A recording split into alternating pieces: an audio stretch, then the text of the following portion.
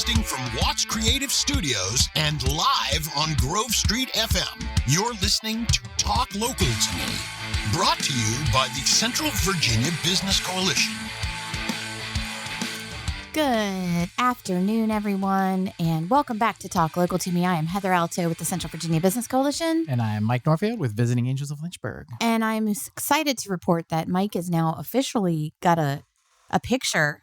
Look at that. He's branded now with Talk Local to Me, and eventually we'll put his name on there where it says hosted by Heather Alto and Mike Norfield. But right now, a week before I quit. Yeah, right now we're just Heather Alto for the moment. But no, great pictures. Big thank you to Chris with Eagle Eye Photography, who handles our social media and photography and all that great stuff. He was at our sponsor breakfast last week taking pictures, and so we were able to get some new photos for Talk Local to while Me we were both dressed up while we actually looked decent, because any other time we're good. We had a good turnout for the sponsor breakfast too. Yeah, we did. We had close to, I think, about 70 people there, representing different organizations throughout our region. And it's exciting for us because it's a good time for the CVABC to, one, thank our sponsors that have sponsored us in the past.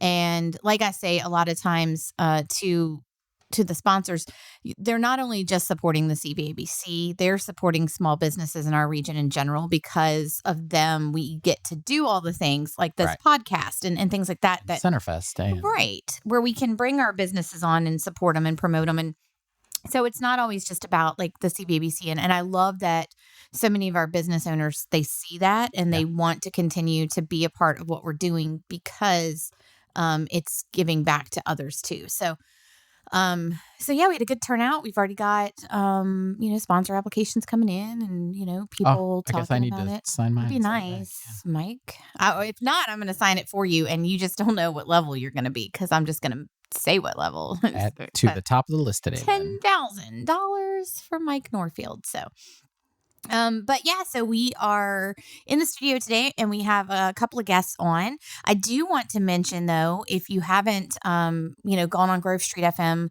in the last couple of days, which you should be doing every day, but, if you haven't, or also update your app, by the way, if you haven't updated your app, because I'm horrible about that. And then I'm sitting there going, why is this app not working? And I'm getting frustrated, and it's because I needed to update. There's some new features in there. So new features. But I got the opportunity last week to do a special remote Talk Local to Me out at Chapel Creek Farms. A bonus episode. And I love the bonus episodes because those are usually like cool ones. Like we did the one for the nonprofit fair and, we've done some live remotes, but I got to go out to Chapel Creek Farms and meet the farm babe, Michelle Miller with, she's like a social media influencer, for like agriculture. She's on that TikTok-y thing. She's on the TikTok-y and YouTube and whatnot. And so she was brought to our area by Just Chatting, and she connected them with Melody at Chapel Creek Farms. And she came and spent like 4 or 5 days in Bedford County. Nice. And got to go to like ag board meetings and talk to FFA students and, spend time at the farm and kind of look at the agriculture in our area and talk to people that wanted to come out and meet with her. And, so it was really great. So make sure you check out that episode so you can learn more about what she does. She does like myth busting, sort of the ag scene and, the way, people talk about your food and like what the pesticides and, how they're grown and all that stuff. So, it was very eye-opening. It was a good time. I got to drink apple cider while I did the, because it's that season. And if you haven't had Chapel Creek's apple cider, you need to hurry up because actually, I think it was probably because of the podcast. She's selling out. Yeah, she sold like 55 gallons in that weekend. Yeah, it was crazy. Not because of the podcast. It's just because it's that good. Yeah. Honestly. But yeah, so go out and they're having their Cider Barn Festival. I believe it's this coming Saturday at Chapel Creek. So you can go hang out, grab some apples and some apple cider and some beef and all the good things they have there. But yeah, check out that episode. Big thank you to Woody for coming out to Chapel Creek. I won't say if he got lost or not getting there. He came out of his cave. I was so close too. He was literally like I felt so embarrassed. Were you like a quarter mile up the road, or If even? that, I could probably see the house from where I He was. was like, I don't know where I and I am. sat and sat and sat, and I felt so stupid. I can hear it now. You call and like, where are you, Woody? He's like, I don't know. I see I have cows. no clue. It's I see in a cows. dirt road. Well, I yeah. don't So know. when we told him where, I figured we were going to be waiting on him, and like we told him how to get there, and like 5 seconds later he shows up. I was like, well, you were seriously I like was that that close. Mm. Yeah. Yep. So Woody needs a new GPS. And with GPS too, still lost. Well, There we go. yeah. Needs to be a feature in Grove Street. Mhm. Really quick update on an event for this week, Friday night. Don't forget to come out to the Downtown Car Show in Bedford. We have our last one for the year. And then hopefully we'll be picking them up again next year in about around May. But yeah, so Friday night from 6 till dark. You'll have all the different cars coming in, classic cars, and they are kind of doing a trunk or treat style event. So you bring your kids out, get them some candy early, a couple weeks early, but they can go and check out all the cool cars and, grab some candy along the way. It's been fun doing this event the last couple of months. And I'm not a big, I don't know nothing about cars. I'm not gonna lie. I put gas in it and I go. But watching everyone coming and looking into the hoods, like looking at the engines and stuff, I'm sure, a lot of people really love that stuff. Yeah. So come on out to the last one, downtown Bedford. And a big thank you again to Paul Mincher with State Farm, who is our sponsor of that event. So, and then Centerfest is coming up on the 28th. Yeah. I'm pulling excited out for my that. hair because it's so close to parades at the same time that I But just you wanna... had all this extra time to plan now. Like, it should be so much easier. Oh, you would think. Yeah, but no. You would think. Well, I mean, there's different things. Things are changing. Some stuff we can't do. Some stuff we're doing. We've had new vendors come in, trying to coordinate the vendors that can't come now and putting new vendors in and reworking the map and all that stuff. It's a little... It can get a little chaotic. And then sometimes it was just like, I wish it was just over because it was almost over. But now it's not. 2 more weeks. and you But I will say the hype for doing a Halloween one has been really cool. Been Like big, yeah. everyone's excited about it. I've had a couple people be like, why don't you just move it to that weekend going forward? And I was like, well, because it's a lot of work to And do it's- that in parades at the same time. It's in the middle of everything going on. Yeah, there's a lot of other festivals. There's a and lot stuff. of fall festivals. Yeah, because I'll also mention the Chili Fest up in Sedalia's that day. So make sure you come and spend the whole day in Bedford. Hit up Centerfest and go get you some chili because it'll probably be chilly out. And And good news is You need it. Centerfest is an outdoor event, so Yeah. you don't have to worry about the after effects of the chili. Come on out to Centerfest. yeah, that's a good one. Yeah. Yeah, there you go. So anyway, we are joined in the studio today with Bonnie and Shannon with Building Beloved Communities. And we've had them on in the past, but it's been a while. So welcome, guys.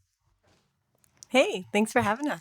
Hi. I'll be the first to talk. It's so funny. I look at each other like, who's going to say hello first? You go. Yeah. So Building Beloved Communities, I will mention, has been a sponsor of the Central Virginia Business Coalition for the past 2 years. And we love working with Bonnie and Shannon, and they do so much for the community, so much that one of the things we want to mention today is exactly what do they do for our area and talk about that. So people who have either heard them on before, have, seen different things or seen Shannon at events and stuff like that, but have always wondered, like, what exactly is Building Beloved Communities? Because you do so many things that we want to make sure everyone knows what's going on. And then we want to talk about kind of a special event coming up for you guys. Yeah, absolutely. So I'll start with, we are a consulting firm and we are consultants. Like, that's the main line, but it's so much more than that. So we really work with nonprofits and government agencies, and we fix what needs fixing. And we do that in very customizable ways for everyone. So I'll just talk a little bit about what I'm doing right now, for example. So I'm an interim executive director. What is that? So it's a nonprofit that doesn't have an executive director. I'm filling the shoes of that role. I do day-to-day operations, work with the board, work with the staff, and then figure out what the future permanent executive director, like what qualities, what skill sets, because it's unique to every organization, find that, advertise for that. And then once they get on board, train them, because I've been doing the job for 4 to 6 to 12 months. And then they are off rocking and rolling. And I'm doing this for OFA. That's an acronym for the Ohio Ecological Food and Farm Association based in Columbus, Ohio. So we do all of our work, most of our work virtually, but they are going to send me out there next in a couple of weeks for a whole week to hang out in Columbus, Ohio, to get to meet the staff and get to know community partners there. But generally, most of our work is virtual. We can do it online. We're equipped to do so. And we do so across time zones. Luckily, they are in the same time zone that we're in, so we don't have to worry about that. But I have one-on-one staff meetings. We're doing our budget for next year. We're looking at donations, all of the logistics of running a nonprofit and making sure not only are the staff needs met, but also the objectives of the organization. Is it happening? Are the people they serve, the organic farmers that they serve, the members, are their needs being met as well? So that's one small thing that we do. And I'm so passionate about them because they're an incredible group of people and they work so well together and they really genuinely care about making sure that they can certify folks that want to become organic farmers, which is so important for our food supply now. They want to make sure that the education is accessible to not only our community, but how can people even get started in farming?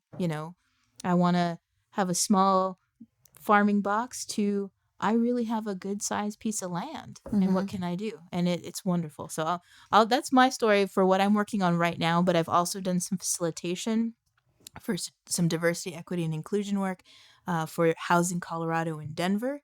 And some other folks have hired me to do some facilitation for strategic planning. So that's what I'm doing. But Shannon, go ahead and tell them a little bit about what you're doing.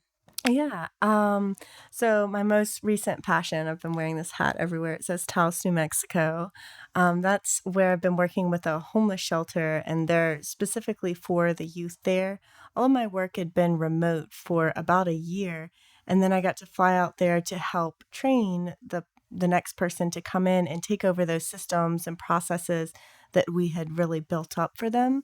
And it was just such an incredible experience because I had heard so much about the obstacles and the challenges, but to actually be there and see what they were doing and how they were doing it, it really gave a lot greater meaning to the work that I'd been doing remotely. They have like an entire mesa that's just full of what by HUD standards would be homeless people. They're living out of school buses. Some are makeshift shacks, some tents, and it gets pretty cold at night and really hot during the day. So to get to work with an organization that I'm seeing making those changes and then come back here and, we have fundraiser meetups where different nonprofits will come together and we all share the ideas. What's being done right here in Roanoke, what's being done in Virginia, and what's being done across the states that we can all learn and grow from. So that's awesome. Yeah. I knew y'all did stuff out of state. I did know that. But I didn't kind of know the depth of what you guys did, the whole interim executive director. Now, I met with a nonprofit yesterday that's starting. Well, they've been started, but they're in the Lynchburg area that they came to talk to me about, the need for new board members. And they just had a board that wasn't working with them well and things like that, and wanted to kind of get my take on it. Can y'all go in and work with nonprofits like that and be able to kind of help them with the process of finding new board members? Because they were kind of like, well, how do we go about reaching out to people? Because they didn't want to just walk up to somebody and be like, hey, you want to be on our board, Sure. And especially because they feel like a lot of people don't know who they are. But they have the couple of board members they were telling me, kind of came on as favors to them at first, but they're very inactive. They're not really kind of helping. And so I was, trying to give them a few tips, but I feel like that might be something that's really in y'all's wheelhouse. Oh, for sure. And that's a perfect segue because we've grown. So now we have Sam Sokolov, who's another full-time consultant with Building Beloved Communities, and he does board trainings. He can assist with board recruitment. He can do all of that work so that he can really make sure that the organization finds board members that really help with their unique needs for whatever they need. Because sometimes it's a working board, sometimes it's a fundraising board, sometimes it's a governance board. What kind of board does the organization needs? And maybe it's a little bit of all of those things. So he can help identify folks and, really hit some goals for those types of organizations and then do training for them so that they know how to work together. So he does that. So I'm really happy. So we're a mighty team of 3 folks now. Before it was just myself. So I'm really happy that we're growing and expanding. Yeah. So, and I think that's a big thing. Like I was trying to explain to them was like having a supportive board is going to be important for you guys to grow the way y'all want to grow. So, I'm going to shoot them y'all's information later today because I think that's a good potential step for them. Yeah. And I want to pipe in and share that sometimes you've got a board with really good intentions and maybe even really good skill set, but they're just not engaged. And that can be where your board just needs a tune-up. How do you get everyone in alignment? What are the questions? What are the reflective activities that can put everyone in the same mindset and then have them equipped to start working towards a goal? And I was able to see that happen at one of the board meetings in Taos, where the board ended up organizing every quarter. They've started to organize a board dinner where they invite their friends and their family members to tell them about Dreamtree. It's not necessarily a transactional ask. It's more about relationship building. But now it's really cool to see the whole board working together towards something that they feel like, oh, okay, that's what they needed. They were kind of wandering and not really sure what to do. So to be able to take it to the next step and give them something to work on that directly impacts the organization was a really cool process to see. Yeah, and sometimes you get board members that'll join an organization and be on their board because they were invited by another board member, something like that, but they don't really understand what the organization does. And sometimes that can be a challenge because if they don't buy into the vision and the work that they're doing and you're not even sure what they do, it can make it a challenge for them to be an effective board member. Well, and I think that also goes into board members that have been on boards forever. Like they're there and then they just stay there. And it's like, but what I'm saying is like things change. Your goals, your mission, everything can change. And if they're not really being, active and participative, they don't know and they don't see, they don't necessarily see all of that. So you need someone there that's going to actually be behind your executive director and the staff, not just, hey, I'm on a board. Especially since in the last few years, especially like through the pandemic and all that, the way that things are done has drastically changed. I mean, we don't run our business if I compare how we were when we first opened and how we operate now, like it's not even close to the same thing, even though we still do the same. Our final task is still the same. The way we get there is completely different now. So right. Yeah, everything's changing. You want to keep up and you want to keep your board and your staff, your whole organization on the same page because we're all going through a lot of changes. So I know another thing that affects nonprofits that I know you guys help with is grant funding and being able to find money and that sort of thing. Can y'all talk a little bit about that? I know Sam does some of that as well. But I think that's one thing that a lot of nonprofits struggle with. I know even like personally, like with myself, especially because we're a 501c6. So it's a little bit different in being able to find grants than the 501c3. But how, what are some ways you guys help with that might be of interest to any nonprofits listening? Yeah, that's a really good question. One of the things we do is we start with an assessment, like what do you have now? What are those revenue streams? And that can look like grants, that can look like fundraising, that can, be the raffle that you have every year. It can look very, very different. And then we figure out, well, what do you want to fund? Like, what is your shortfall? And then we create a real plan to address that shortfall. And then we have different types of ideas. So we have a really great partnership with thegrantstation.com, which is a database. And you can go in, we'll train you, and you can go in and look for grants that are in your area of service that, particularly fund your area of the state.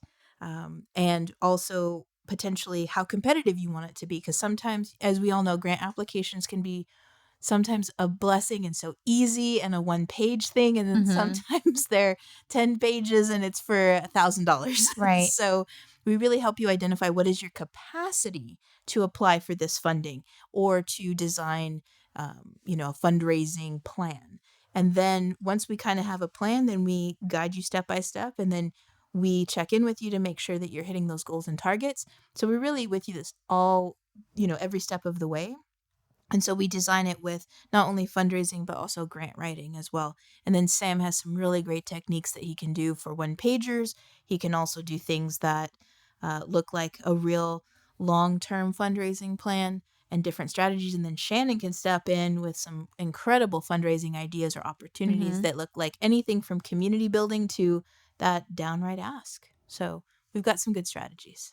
And I'd like to say, like, the two biggest obstacles that I see when an organization is asking, how do I apply for more grants, is metrics and people. So to apply for grants, you have to be in a position where you're keeping metrics of what you've been doing. You're going to be asked that. So if you don't have your financials in place, you don't have a streamlined, mission and vision, and you don't have programs that are set up and supporting that while collecting metrics of who you're actually helping, then you may want to apply for grants, but you're not going to be in a position to. Okay. And then the second thing is people. There's a lot of smaller organizations that come to us and say, how can I apply for grants? But the truth is they don't even have the capacity, because grant writing does mean establishing that foundation of getting those metrics in place. But then also, there are a lot of grants out there through community foundations, different ways that you can find them, but it becomes a matter of time. Do you have the time to sit down and gather the information and create the storylines and keep track of all the different grants and all their different deadlines? And that's where we're seeing a lot of organizations hiring us to set up that foundation so someone can come in and fully focus on that. That's good information. Yeah. Because I know, like, we've gotten a few grants through, like, Virginia Tourism, and those are, much longer than 1-page grants. But, you do have to make sure that you're keeping documentation of, what you're spending, and, make sure you have the correct logos on things so that, they can see, hey, yes, they did do this. And, there's a lot of pieces to it. And for a small company or one just starting out, it can definitely be confusing. Yeah. So, yeah. Now, we were talking a bit earlier about maybe sharing some stories. I know y'all have done a few of those about clients or things that y'all have done. Is there anything y'all kind of want to touch on before we go into your other news? Well, Bonnie and Sam were in Colorado, and I thought that was pretty cool. Tell them about Colorado. I was like, Colorado sounds cool. It was wonderful. So we were working with Housing Colorado, and they do policy work for affordable housing in the state. And it looks very, very different for different people in the state of Colorado than it does here in Virginia. So we had to do some education ourselves. And they work with developers, they work with builders, they work with advocates, they work with people who are experiencing homelessness. They work with different nonprofit organizations that are led by different people, right? So maybe HUD is one, maybe the Native American Housing Circle is one, maybe one is youth that are under the age of 18 that are experiencing homelessness, and then elders that are experiencing homelessness. So they work with all of these groups. And what they hired us for specifically was, how do we communicate that we're in the middle ground and we're not on anyone's side? We are on the side of creating affordable housing in the state of Colorado. Number one. Number two, how do we do that through a very specific lens, like with diversity, equity, inclusion, and justice? And then second, how can we create a real step-by-step plan to communicate all of those goals and objectives? Mm-hmm. And that's what they hired us for. And it was an incredible contract. It was wonderful. We got to go out there for a couple of days to facilitate a retreat with their board and with their staff and have these deliverables. And they had a beautiful report at the end. And in the meantime, we got to eat some really great Thai food. We got to walk around the city and really enjoy what Denver had to offer for a couple of days. Mm-hmm. And I was so pleased with the work that we did. And they were also so nice with it. And because they were so happy, they actually referred us to the Center for Nonprofit Organizations in the state, in Denver. So we have another client referral for something very similar. But it was just nice to be able to go out there and work with these fantastic people. That was one of the things I was going to ask you is, in talking with y'all, we've heard you've worked in um, Colorado, and then you were just in it's blanking with me. New Mexico. New Mexico. I wanted to say Arizona, but I knew it wasn't that. I was like, it's right next to it. I'm trying geography. Right. Okay. So, but where do y'all get the referrals? Now I know you lived in New Mexico, right? Yes. That you're from that area, but like, how are y'all getting like those out of state clients? But y'all do work locally as well. So I wanted to make sure, like, I just kind of threw that out there. Like, we've talked about some other states, but I wanted people to know, like, you guys are here in Roanoke area and you're Yes. working in our area too. Yes, I actually have some clients in Pulaski for the Calfee Community Center that I'm going to be facilitating their board retreat for all of the programs that they're going to be launching in the next year and a half. And so that's a 1-day retreat that I'm working with them, and I'm so excited to go. It's such a nice organization, wonderful educational programs and community programs. And yeah, it's really word of mouth. I mean, we do Shannon does some of our social media and marketing, but truly it's been word of mouth and people referring us, which has been wonderful. And so we have clients, yes, here in Virginia, locally as well, and then across the U.S. Well, and I would personally like to give a shout out to Building Beloved Communities, because Shannon and I were able to work the last year on our kind of expansion into the Roanoke, Salem, area. And Shannon was very instrumental in helping me kick off our coffee talks there and organizing all of those and being able to kind of grow that in that area. So, we have personally been able to work with Building Beloved Communities and enjoyed every second of it and saw the value and everything in that. So I'll just give a big plug on our end and say thank you as well for that. So they're very communicative. If you reach out to them, they're able to really kind of they're able to help you out. But what I really love is, like, Shannon kind of went above and beyond sometime, like, here's like what I could see this becoming, or here's like what I feel you could potentially do. And I think a lot of businesses need that, because sometimes you're just stuck in a rut doing the same thing over and over and over again. And, and I feel like we kind of are there too. Like, there's definitely things that we could tweak and do better. And Shannon was, always telling, hey, let's look at this, or can we do this a little bit different?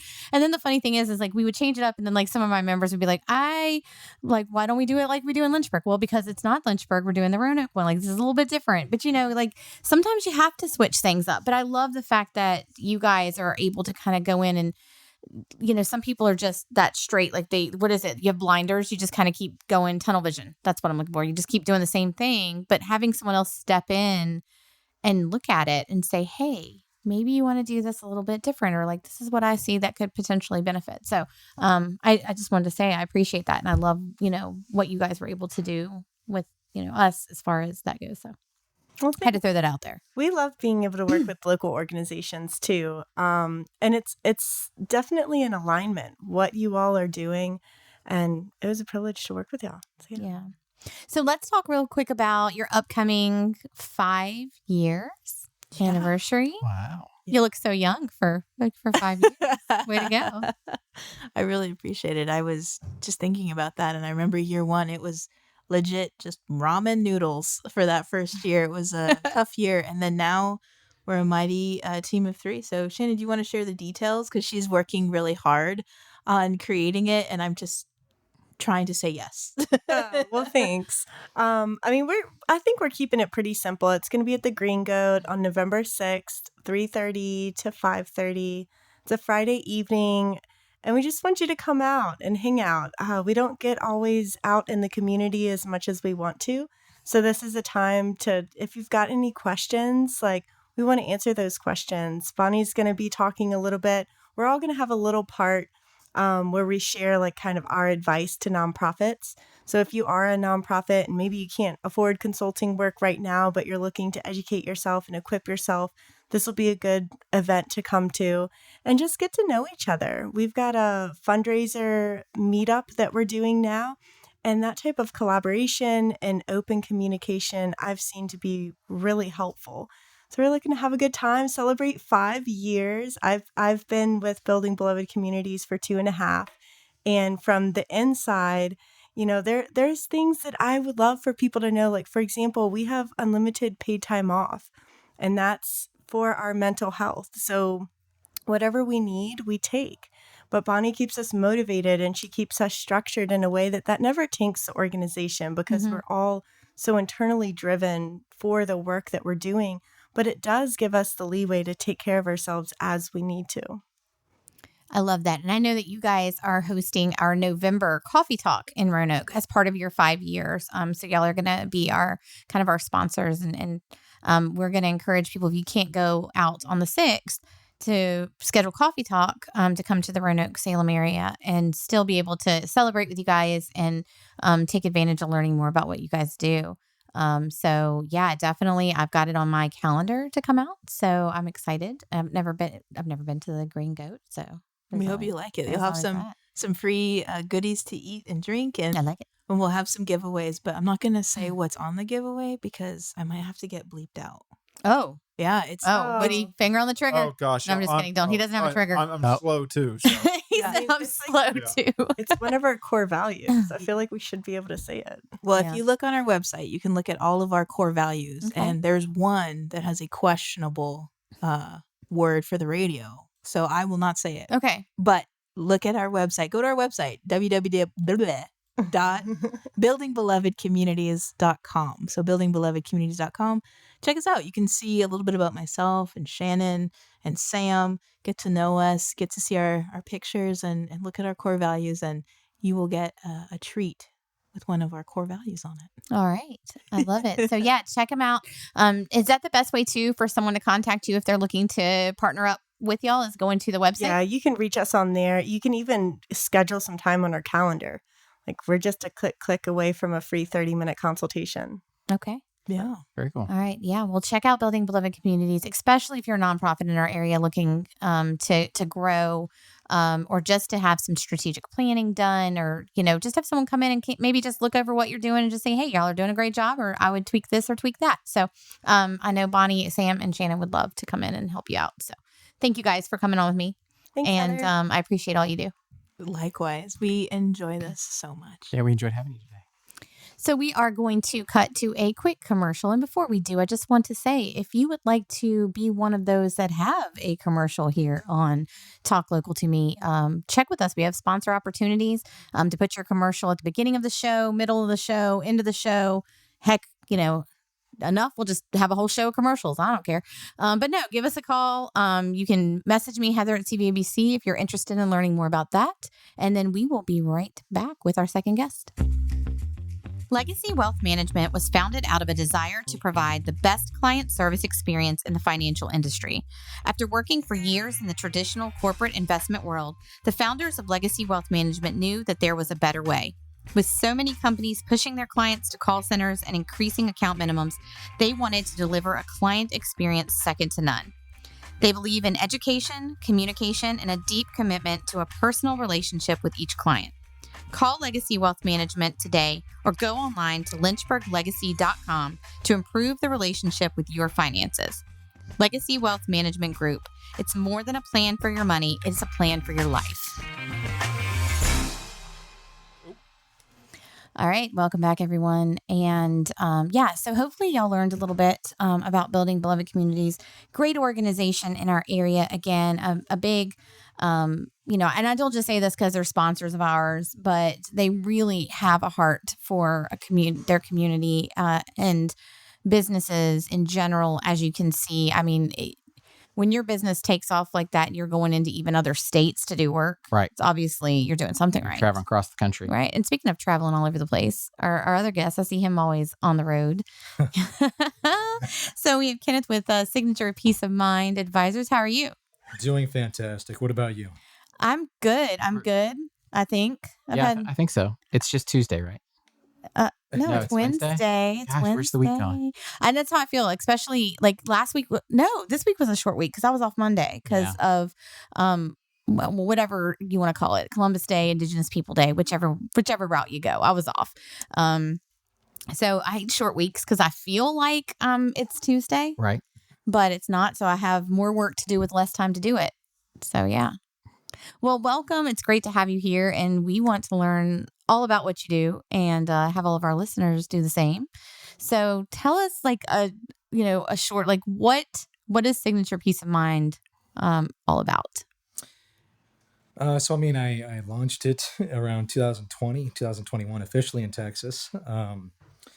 And, uh, I work with it started out working with a lot of at risk people, domestic violence survivors, supporting people going through domestic and criminal cases, things like that. Worked a lot of missing children's cases. It evolved. So, what some of the services we offer it's twofold, right? So, we have an arm that serves a lot of the consumer moms, dads, families, college students, other entrepreneurs. And then we also work with a lot of other small startups, small businesses. So typically under 100 employees, looking for help with their cybersecurity issues. And then for families, we have a lot of services ranging from educational to specific tools and technologies and solutions to protect themselves online. Yeah. So okay, so let's hit on that side of it first because I feel like as a mother myself, you're always concerned with who is around your children, and I have seen even in this area, I know there was I don't know if it was like 6-7 months ago, we had a child just down the road in Good who had been playing online gaming Right. and kind of got lured away and left to go with friends that she had met online, and they found her in Florida, Wow. I think. Yeah. Correct. So you always sit there and think, oh, it's not going to happen to me, but it definitely can. And as a parent, I feel like we should do our due diligence in what our kids are doing. And I'm not preaching, like I feel like I am, but maybe I am. I just feel like as a parent, you have to be on top of it. You can't just throw your kid a phone or a tablet and be like, hey, let that babysit you for the remainder of the day because I have or other things to do. even like with Xbox, and they can talk to people wherever, and you just don't know that kind who of they're freaks me talking out. to. Yeah. So it's important. No, So what- it is. It definitely is. And I've worked with I've had family friends in Texas where I've worked a lot of these cases where their child was groomed, right? So they come from all walks of life. Mhm. It's not just poor, rich. It doesn't target a specific like people group, race, or socioeconomic status. So, I mean, if you're online, you're playing. I mean, you could be potentially a target. So, so that's why there are a lot of great organizations out there, nonprofits, advocacy groups, trying to work with Congress, trying to work with big tech to put in better controls. And where I come in, I've got relationships with different agencies ranging from Homeland Security, the FBI, and different people that help me with investigations as well if it goes that route. And I want to be a local source of truth, a local place somebody can go to and say, okay, there's all this information online. What do I really do with all of this, right? Because everybody has a different parenting style. For example, some are helicopter, they worry about a lot of things, so they do everything they can from just not giving their kids access to technology, to phones or whatever. So Yeah, so I'm kind of that mom, sort of ish. Right. So the crazy thing for me is my oldest two children really were not in the technology. Like they kind of were, but they weren't like, they didn't get a cell phone till like high school. Like it was, now my 11-year-old nowadays, my 11-year-old is like, she started wanting a phone in like 4th grade. And I was like, absolutely not. Absolutely not. We finally gave in and gave her one going into middle school. And now because she does so many like after school functions and stuff, but I am that parent that has, I have like a family link app on there. So like there's no website she can go to unless I approve it first. Right. Like I physically have to look at it and be able to approve it. She can't, I have downtime on her phone. Like I can lock her up in a second. Like if I don't like what she's doing, I can lock her phone. And then like even this past week, she called me crying because she's like, I lost my phone. But in like 5 seconds, I was able to pull up her location And find where it was. and be like, well, it's obviously with you because it's moving with you to the high school because she was going for cheerleading. And I was like, Right. So it's got to be there somewhere. And she calls me back and she's like, "Oh, it was in my library book." And I was like, "Okay." But that's the kind of mom I am. Sure. And I'm not saying every parent has to be that way, but it gives me peace of mind that she's taken care of, that I have a way to find her, like, to some degree. Yeah, you know where she is and if she's supposed to be there or not. Yeah. And what website she's going on. Who she's talking to, things like that. Yeah, absolutely. And there's nothing wrong with that. So, I have different tools and solutions I can, resell, right? So kind of show people different options of, hey, here are some free ways to put in better controls, on the Xbox, for example. There are ways to lock that down. I've done that for my son so he can still, it all technically has to be online these days, right? Right. To get updates, but there are ways to lock it down to where they cannot communicate with other people, even texting or the messaging or, the audio, right? Right. So there's a lot of content and resources I have in that regard. One thing that's pretty big that I've done a lot of work around this past year are the sextortion cases where, kids, boys, believe it or not, I don't know if y'all know this, but even males, young males are being targeted heavily by predators to share, inappropriate pictures of themselves. And then, when they stop doing that, then they start, trying to blackmail, saying, if you don't, provide more pictures or content, or if you don't provide, this money, then I'm going to share this with your friends, your mom and dad, your school. So, I have solutions around that as well. I've started talking to local law enforcement about, partnering with them. I'm talking to somebody at the National Center for Missing and Exploited Children about a relationship because some of the services I do offer are a bit more nuanced and specialized than most people in my space. So there's, in that regard, there's a tool called Canopy. And what it is you can put it on your computer, your MacBook, any phone, and it leverages artificial intelligence. And so if somebody, if your daughter, if your son are sending potentially sensitive photos, whether it's showing too much skin or whatever, it'll flag it. It'll stop it from sending to whoever they were trying to send to, and it'll alert the parent to this this content. It'll show them the photo and say, do you approve of this or not? There's a lot of ways to configure it, right? There's a lot of tools and platforms, but I like this one because it also shields them from a lot of, pornography, and it does so pretty effectively. I've done a lot of testing with this, so I think it's a fantastic tool, especially for the families out there that don't have. Nobody has perfect relationships with their kids. We're all right trying to navigate this, but I like it as a tool, right? So instead of, being overbearing or, punitive, use it as a talking point. Right. So if Canopy, what I like about what you just said is like it stops the picture from sending and says, "Hey, is this okay to go?" And it kind of gives the parents or whoever's in charge to kind of go and talk to them and be like, now, talk about why this may be inappropriate to send or, why it might not be a good idea. Because once it goes, who knows where it ends up? Like, it's not just going to one place kind of thing. So Exactly. Do you need to download that on both phones, the parent and the child, or just the child? So there are a couple different ways to go about it for this one particularly. So you download the app on their phone or set it up on a computer or MacBook. And then for the parent, they have, if you don't want to download the app, you can log into their web portal. And so you get all the same, like anything else, right? There's a dashboard, you can configure it remotely, you can, get reports and kind of like what you were talking about with what you use currently, you can get a lot of insight into what's going on.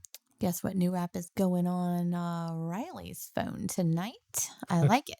So as a parent, like what are some of the things that you would say are like flags that a parent should kind of be looking at when their kids are using electronics in the home? Like, if they were to mention like, oh, I've got this friend that I'm talking to, like what are some things as a parent we should be looking out for to keep our kids safe? So yeah, I understand, I have 4 kids myself and, I know getting them to communicate about school in general Gosh, I know. is always a challenge. Like, hey, how was school? it was okay. And it's hard. It's like pulling teeth, as they say, to get more information. But I think, from a lot of the conversations I've had with friends in Homeland Security and other agencies and things like that, there's a lot of, common red flags to look out for, especially if your child is becoming, some of the classic ones, right? They're becoming more secretive. They're like, I can't tell you, this is a secret. They told me not to tell anybody. And a lot of times, the person they're talking to, the groomer, will threaten to kill their family, their Right. parents, if they share. So they're intimidated and scared to share that. So yeah, I mean, looking at behavior changes, becoming more withdrawn. Um, sometimes they'll physically send them gifts, right? So it Hmm. could be bracelets, it could be jewelry, clothes, things like that. Hmm. But I think one of the consistent messages I've heard across my industry and from what I've seen and experienced is working on the relationship with your child Hmm. and just keep reaffirming that while there are bad people out there and predators and things like that, if at any time they feel uncomfortable or there's a flag that goes up in their head, like they pause, should I do this? Trying to have that open dialogue with them where they're Hmm. not gonna be in trouble, right? Should something, even if something bad happens, it's not their fault. It's the fault of the person that put them in the situation. Hmm. And they can get help. You can get help to fix it. It's never to a point where it's unfixable. Right.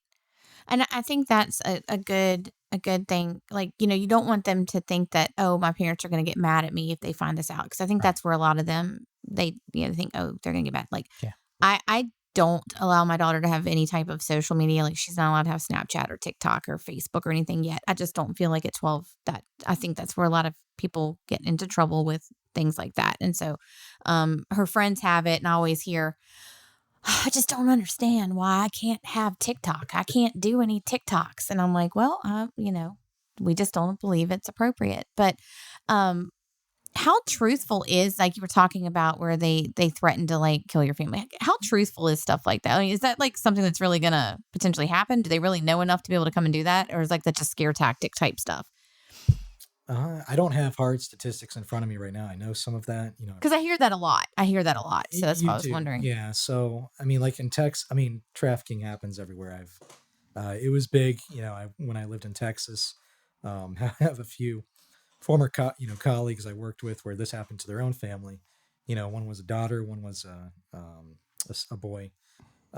So, uh, does it happen frequently? No, I don't think it happens that frequently. There are Right. cases out there, but however, uh, a lot of times, there is a high rate of suicide. Conversely, Right. there is that's a pandemic. I've seen Right. the word used appropriately for this particular situation where, because of the guilt, the shame, depending on the family dynamics, they may not feel like they can come back from this. Mm-hmm. Like their family's just gonna forever hate them and judge them.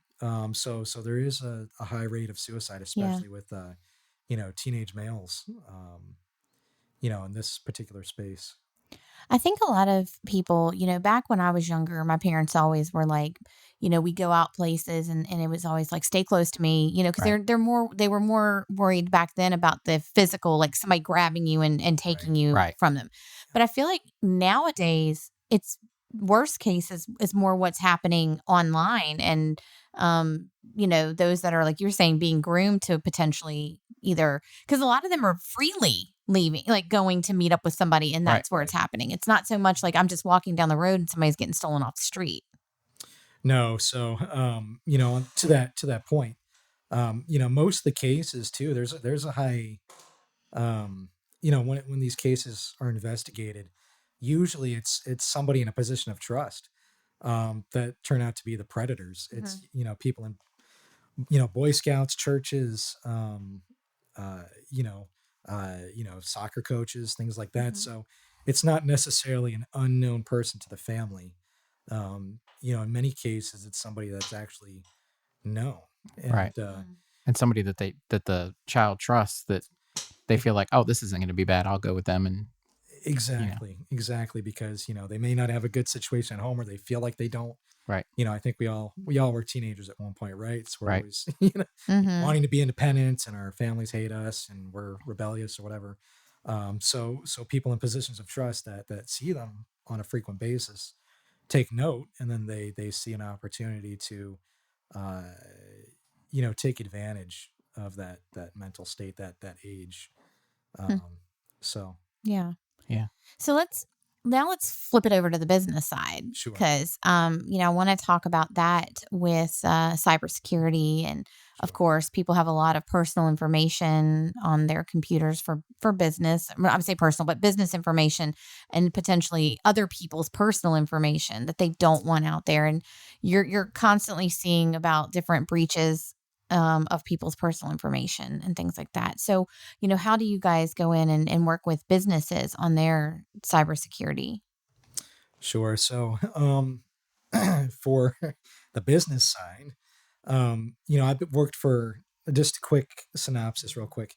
Um, for the last, since I left the Army, I've worked for different, large consulting companies over the years, like HP, Dell, SecureWorks, and others. Working with large, enterprise organizations, right? So they're your Fortune 100s, 500s. And so, I've spent over a decade, doing investigations, for those organizations. And many times, some of the root cause was, a supplier, a smaller company they do business with, that was compromised. And then the hackers were able to use that as a launching point to get into whoever they're doing business with. That happens a lot, especially when you see, um, I know this is a bit of a deep topic, but nation state hackers, right? So you're talking about the Chinese, um, the Russians, the Iranians, things like that. So, I started my business as well, to be a source of, help, right? I know there are other companies in the region that do provide some cybersecurity services, around firewalls and the hardware and things like that. So, for me, what I like to do is, invest in the relationship. So when I come in, I like to build up the relationship, and I'm not saying the other handful of companies do this. I don't know how they operate, but I like to look at the relationship. I like to understand, what their business is about, what's important to them. If you suffered a breach, what would be detrimental to you, because in many of the cases I've investigated over the years, small businesses, um, rarely can recover, financially. It's devastating. Yeah, I know Clorox, I know there's a lot of people in the region that work for Clorox. They've been suffering from a ransomware incident for the last, since August. you had the MLS that got hacked a few months ago. Yeah. Exactly. And So threw it's just, all of our realtor friends into a panic because they couldn't access anything. right. Yeah. Exactly. So, um, there are a lot of like steps you can do. Um, a lot of these, a lot of these breaches actually start out with something like social engineering, basically where, somebody that's part of the, hacking group, threat actor group will, they'll research people, right? Just like we Google, we look at Facebook, we look at social media when we're looking to, if we want to do business with somebody, they're doing the same kind of thing, reconnaissance. So that's what happened with the Las Vegas hotels, MGM. That started with, the hackers researching who worked for their help desk. And so that adage is true, is, usually it's the weakest, point of entry is, Right. preying on human emotion, wanting to help, help somebody reset a password. So, Yeah. what I like to do is, I'm not trying to sell people a ton of useless services. What I'm looking at, with a lot of my clients here are, helping them be strategic. You don't necessarily have to buy a lot of expensive tools and software and hardware, to protect your business, right? Even if you're like a single person shop. Um, and I understand a lot of companies may not think they need it.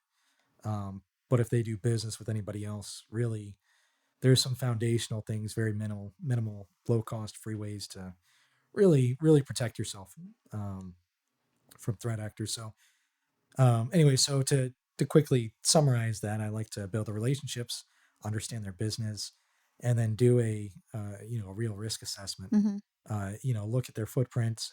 So I'll help them, uh, you know, help them understand what appears online, like from a hacker's perspective. What does their digital footprint look like? Do they have servers? Do they have like unsecured accounts? And then one other service that we really like to encourage our clients to consider, both individuals, families, and businesses. We have a service for removing your personal information from the internet. So we have a privacy offering, where it's an annual subscription, different levels. But the bottom line is, uh, a lot of even big organizations overlook this simple angle, right? So just like I mentioned a moment ago, where hackers are looking for information that's already out there about you, about your organization, and then using that to their advantage, to your disadvantage. We're looking to eliminate that part of the process altogether. So, cleaning up data from data brokers, Mhm. and then not only that, but educating our clients, whether they're a business or not, on uh, easy uh, easier ways to conduct business. Different ways to set up you know cheap phone numbers, like burner accounts, things like that, where Yeah. this is for all of your online transactions. This is if you want to. This is what you give a store if you want to take advantage of their Mhm. discounts, right? Things like that. So there's the strategic part of it, the long term, and then that proves out that this service they invested in for a year, is paying off. Aside from getting the information removed initially, we can make sure it doesn't reappear. And that's one of those things that a lot of people think like, oh, I don't need that until they're on the other side of Mhm. some sort of attack or incident or something. And they're like, Right. man, I wish I had done Yeah. this. Yeah. So a lot of people just don't think, a lot of people think cybersecurity, things like that, that's not important until it affects you. And then all of a sudden it's like, man, this would be so much easier if I'd had something in place or at least known what Mhm. I was facing. Yeah, absolutely. Like the data removal stuff, for example. I mean, that's like $200 a year starting out. Which, I mean, to recover from a lot of identity theft, it's tens of thousands of dollars. I've Right. done a lot of those types of cases for my private clients, and it takes a lot of time, and it's very hard to come back from. Mhm. Well, I feel like every day I get some sort of email that's like, "Oh, click here because this has been breached." Or like recently, I've been getting a bunch from Facebook saying like, "Oh, we're gonna cancel your account because something has happened. So now your account, and I know better than to click it, but there's Right. people that just go, "Oh no, I need to fix this," and they do it. I get about 3 emails a week Yeah. that just say invoice attached, please pay. And it's Mm-hmm. like, we don't do business with anything like Mm-hmm. this, and it's like, Right. Jerry Springer at gmail.com or something like you're like, this is not a business. Right. So No, exactly. And like you were mentioning, Heather, I mean, it all comes down to, our human nature, right? Preying on our instinct to want to act quickly so we don't lose something, or other emotions. Mm-hmm. We could talk for hours about this. I know our time is limited, but my end goal, my end game is to help my clients understand both, whether it's the business or the individuals and families I work with. It's not a set it and forget it. It's not buying a firewall. It's not buying a particular technology. It's a strategy, and it's an ongoing thing, because like the domestic violence clients I work with, for example, things change all the time with technology daily. And so when I work with my clients, and stalking victims too, I say, we're going to set you up with this robust system and Mm-hmm. process to fix your situation. And then if something drastically changes, right, where I might learn, okay, well, this may not be as effective anymore because of whatever, then I work with my clients to adjust. So I'll reach out to them, or they can reach out to me, and it's a relational thing. It's not transactional for me. So, for our listeners, whether it's business or personal, Right. what's the best way to get a hold of you to kind of, learn more and see if they need your services or how you can help them out? Sure. So I'm I'm on Facebook and LinkedIn and Instagram. But I've got my website as well, signaturepeaceofmind.com. So they can go there. They can see a lot of the different services I offer. And then, my email is kenneth at spmadvisors.net. So always happy to talk to you for free. I'm not like a lawyer where you're going to charge or be billed for the minute. So it's Yeah. always, I like to stress, right? We get at least 30 minutes, an hour to try to determine what's going on. And that way I can determine if, I can definitely help you and we can work through this together. Or, and I also have a lot of relationships with other companies too, where, I can refer them out for certain things. Well, I highly recommend, whether you're looking into it for personal reasons or business reasons, to give yourself that peace of mind. And I'm gonna, play it off your Off name the there. name. Yeah. It's hard to come up with that one. Wasn't it? Yeah, it took a lot. But yeah, I highly recommend reaching out to Kenneth and learning more about how he can help your business and help you feel secure, whether it's on your computer or just, with your kids in your home. Or again, whether you're just trying to protect your files, your money, all those things. Right. So thank you for joining us today. Greatly appreciate it. Yeah. Well, Thank you. Thank you for having me. It's been a pleasure. Yeah. Good. So next week will be the best show ever. Mike won't be here. No, I'm just kidding. My feel. I'm just The logo will be playing. correct next week. We'll have the logo I ready designed for it you. for next week's episode. That's what not it was. this That's great. week's. Yes. So no, but Mike will not be with us next I'll week. be out of town. in Out of wonderful town, going to Richmond, Virginia. having. Is it for work or fun? It's for work. For work. Okay. I don't travel for fun. That's not fun. You don't. That's not true. just lock my You and house in Sheena do things. Lock myself in the house. and When go you're out. self-employed, you never travel. Yeah. Right? right. It's always a business trip.